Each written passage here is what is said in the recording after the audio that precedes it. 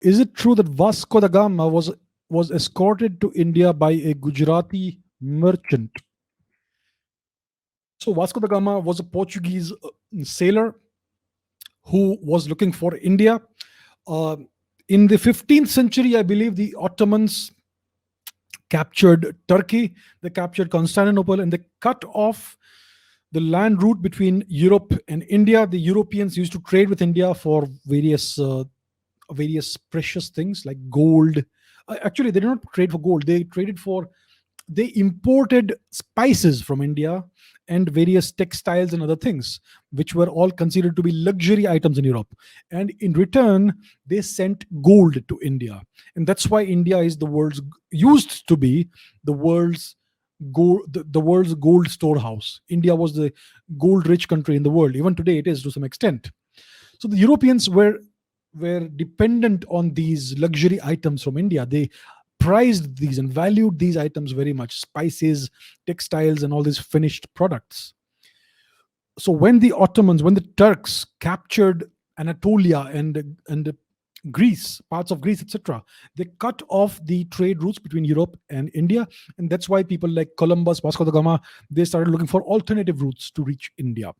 So Columbus went east. He went westwards. He tried to cross the Atlantic. He stumbled into America. He thought it was India.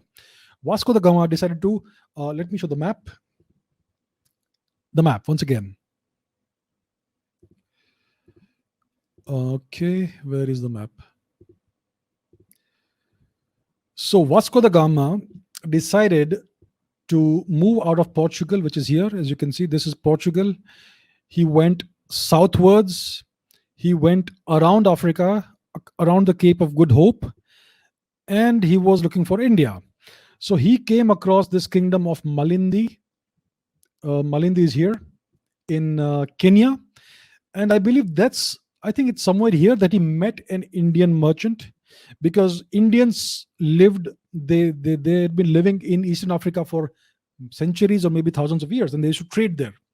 So it was mostly Gujaratis and maybe even people from southern India, Kerala, etc., who used to live in Eastern Africa and trade. They were traders and all that. So many of them lived there for generations. So he came across some Indians there. I believe it was one of these Indians who escorted Vasco da Gama to India, to Kerala. Now we are not sure about the identity of this person who escorted Vasco da Gama to India. Maybe it was a Gujarati person, maybe it was somebody from Kerala. We don't really know. We don't know who it was.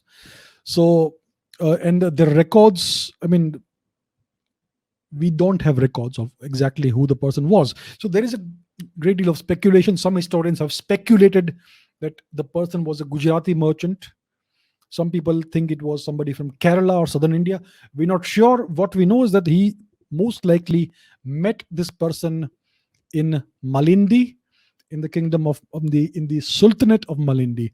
And this is an image of Vasco da Gama meeting the Sultan of Malindi. And you can see how the Europeans have painted it like Vasco da Gama is some great godlike figure, and the Sultan is like a servant to him. And as you can see, there's an Indian person over here who's holding this umbrella like thing. So this is a depiction of a European depiction of Vasco da Gama meeting the Sultan of Malindi and meeting an Indian person. The dress of the Indian person looks like he is from Gujarat. It's a kind of Saurashtrian kind of dress. It does look like that. And this is a European depiction of Vasco da Gama meeting the king in what place was it? Calicut? The Calicut, yeah. So once again, you can see the depiction. It shows Vasco da Gama like a heroic figure, and the Indians as inferior kind of people. So that's the kind of depictions, racist depictions you had in Europe, and you still have them, of Indians and all non-European people. So that is what we know. That is how the Europeans have depicted it. We don't really know the identity of the person who brought Vasco da Gama to India. It could quite likely have been somebody from Gujarat, but we are not 100% sure of that.